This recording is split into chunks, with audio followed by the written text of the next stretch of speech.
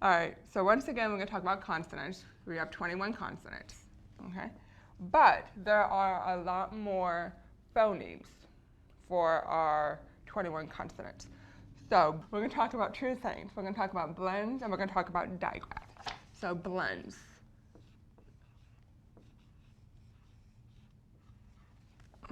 So blends are where two or more consonants together make a brand new sound, but the original sounds are still distinguishable. So the word blend has a blend in it, BL. So B, you have the B consonant phoneme and you have the L. But together they make that new sound, bl. But you can still hear the B and you can still hear the L.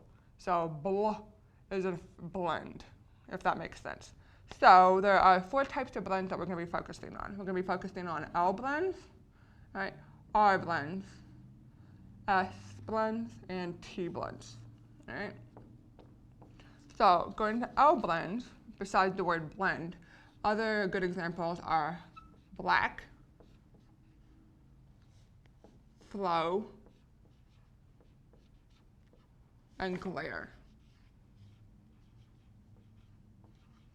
All right, so if you listen to each of these, you can still hear their individual phonemes, but together they make a brand new one. So flow, fl, glare, gl, makes a brand new sound, but you can still hear the g and the l individually. R blends, right, bread, so br, you can still hear the b and the R, but together they make a new sound, bruh. All right, creep. Another good example can be grace, and here is frog. So once again, cr, they make a brand new sound together, but you can still hear the k, r. Same with frog, fr, but you can still hear the F and the R phonemes. Right? S, if you notice with S, the S blends, actually the letter S is the first letter. So we have scare, so sk. And if you hear that, you can still hear the S and the k phoneme, but together they make a new sound. Right? Scoop. And then street.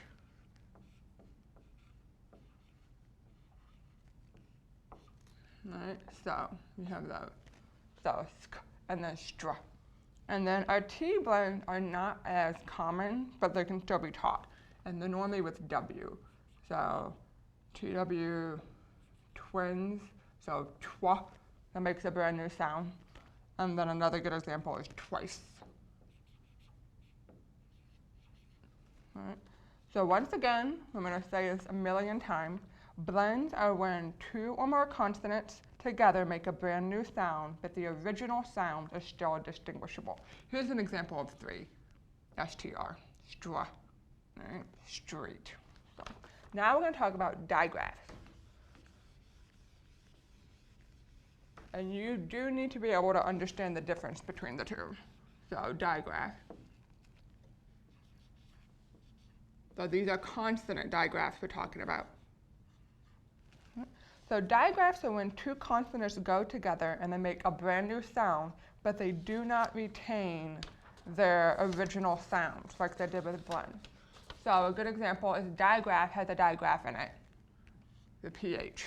So we have 2 letters, P and H, go together and they make a brand new sound, in this case the S phoneme, right? But you don't hear the P or the H in there at all. It makes a brand new sound. So there are several digraphs. I'm going to go through a bunch of examples. We have SH, as in share. All right, so once again, brand new sound. I'm not going air. It's sh. It's a brand new sound. Share. CH, church.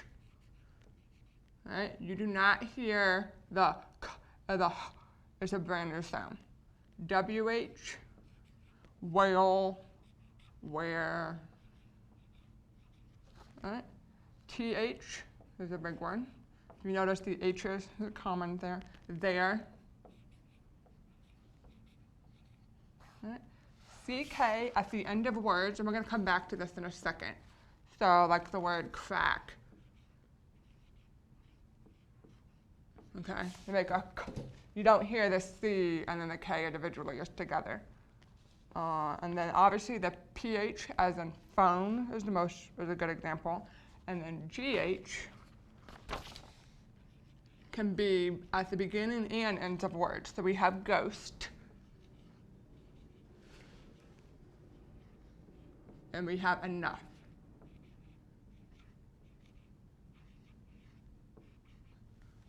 Right? And then NG, again, at the end of a word, as in the word sing. Right? So once again, all of these are digraphs, so they make a brand new sound.